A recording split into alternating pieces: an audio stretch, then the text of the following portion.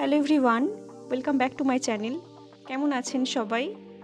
এই গরমের দিনে পারফেক্ট একটা রেসিপি আপনাদের সাথে শেয়ার করব। আশা করি সবাই বুঝে গেছেন। হ্যাঁ, আজকের রেসিপি দই বড়া। তো চলুন দেখা যাক কী কী ইনগ্রিডিয়েন্টস লাগছে।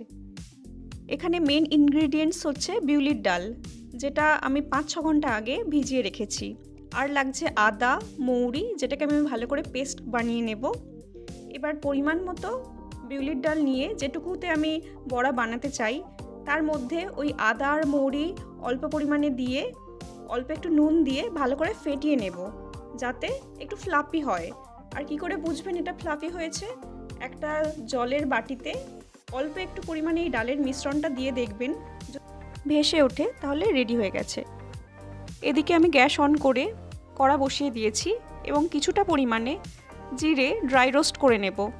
আর এর থেকেই অল্প পরিমাণ একটু জিরে ওই ডালের যেটা মিশ্রণ আমি তৈরি করেছি তার মধ্যে দিয়ে নেব, যাতে ভালো আর কি টেস্ট হয়। আর বাকিটা আমি গুঁড়ো করে নেব। ওইদিকে আমি কড়াতে তেল গরম হওয়ার জন্য বসিয়ে দিয়েছি।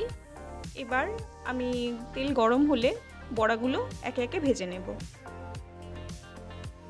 এই সময় গ্যাসের ফ্লেমটা লো টু মিডিয়াম রাখা দরকার, যাতে বড়াটা বেশ ভালোভাবে আর কি ভাজা হয়, ভেতরেও যাতে কাঁচা না থাকে।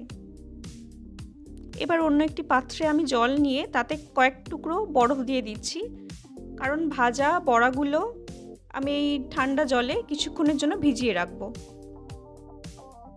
এরপর আমি একে একে আরও একটা ব্যাচ বড়া ভেজে নিলাম এবং একই পদ্ধতিতে সবগুলো ওই জলের মধ্যে আমি ভিজিয়ে রাখবো। এবার অন্যদিকে দইয়ের মিশ্রণটা আমাকে রেডি করতে হবে। আমি পরিমাণ মতো টক দই নিয়েছি, তার মধ্যে একটু নুন আর পরিমাণ মতো যেরকম মিষ্টি আপনি পছন্দ করেন সেরকম চিনি দিয়ে আমি একটা মিক্সার গ্রাইন্ডারে ভালো করে পেস্ট বানিয়ে নিয়েছি। ভাজা বড়াগুলো ঠান্ডা জলে ভেজানো ছিল। এবার ওই বড়াগুলো চিপে তার মধ্যে থেকে যে এক্সেস ওয়াটারটা ছিল সেটা আমি ফেলে দিয়ে ওই ঠান্ডা দইয়ের মধ্যে দিয়ে দেব। আর আগে থেকে যে আমি জিরে গুঁড়ো করে রেখেছিলাম সেই জিরে গুঁড়োও ওপর থেকে ছড়িয়ে নেব। যে বাকিটুকু দই ছিল সেটা ওপর দিয়ে জিরে গুঁড়োটাও দিয়ে দিলাম। এবার ঢাকা বন্ধ করে আমি 1 ঘন্টার মতো এটা ফ্রিজে রাখবো ঠান্ডা হওয়ার জন্যে।